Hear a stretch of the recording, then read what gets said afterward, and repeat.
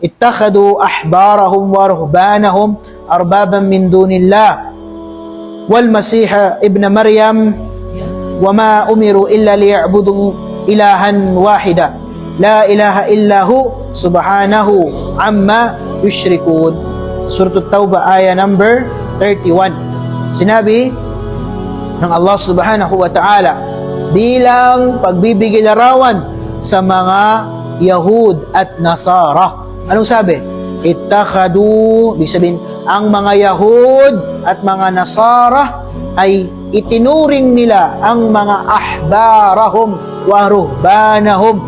Sabihin na ahbar ay yung mga ulama. Mga ulama, yung mga pantas nila, yung mga ulama, yung mga ministro nila. Wa ahbarahum wa ruhbanahum, yani yung mga monghe, yung kanilang mga ubad, yung mga nandun sa mga monasteryo. Anong ginawa nila? Anong ginawa ng mga Yahud at mga Nasara? Ittakhadu ahbarahum wa ruhbanahum arbaban min dunillah. Ginawa silang mga arbab. Sabi ng arbab, plural ito ng Rab. Ginawa silang mga Panginoon, ginawa silang mga Diyos. Ginawa silang mga sinasamba. Pero ano ang ibig sabihin ng arbab dito na tinutukoy? Ano ang ibig sabihin? Ibig sabihin ng arbab dito, sinamba sila, hindi sa pamamagitan ng pagsujud. Sinamba sila, hindi sa pamamagitan ng pagruku'. Bagkus sinamba sila dahil sa pagsunod sa kanilang mga isinasa batas. Sa paghahalal at paghaharam. Ginagawang halal at ginagawang haram. Ibig sabihin, kapag sinabi ng kanilang pari na ito ay haram, kahit na ito ay halal, sinusunod nila. O kaya ito ay halal at ginawa nilang haram, sinusunod nila. Naintindihan? So, ito ay uri din ng isang pagsamba.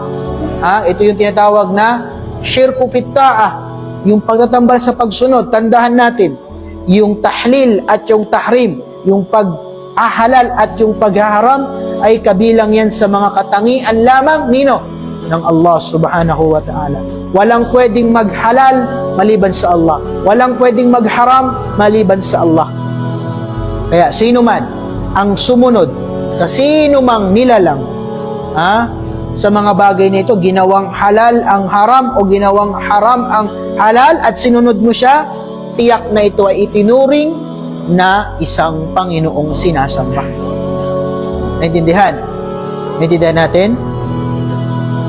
Wal Masiha ibn Maryam, wal Masih ibn Maryam ay ganun din. Yung mga kakristyanuhan, ang mga Nasara ay itinuring nila si Isa alayhi salam bilang kanilang Rab na sinasamba. Subhanahu, anong sabi? Wama umiru illa liya'budu ilaha wahida, at walang ibang pinag-utos sa kanila maliban na sumamba lamang sila sa nag-iisang sinasamba, nag-iisang Diyos, ang Allah. La ilaha illahu, at walang sino man o walang anumang sinasamba maliban sa Allah.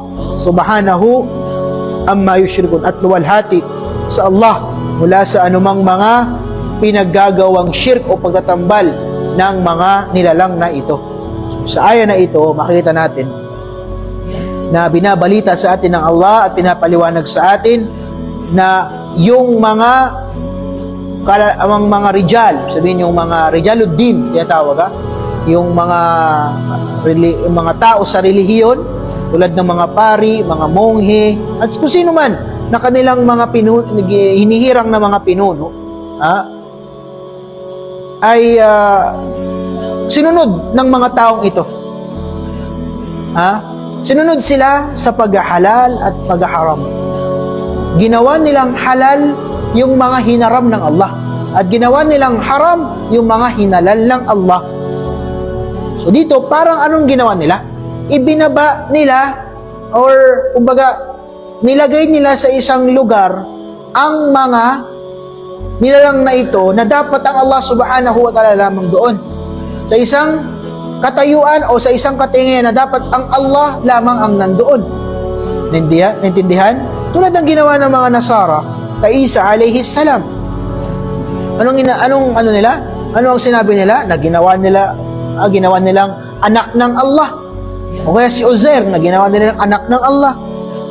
So ano nangyari? Iniwan nila ang aklat ng Allah, kung saan ay inutusan sila na sumunod sa Allah na bukod na nag-iisa at sumamba sa Kanya ng nag-iisa. So dahil sa pagsunod nila sa kanilang mga pari at mga mongi at mga palasamba, ay naligaw sila.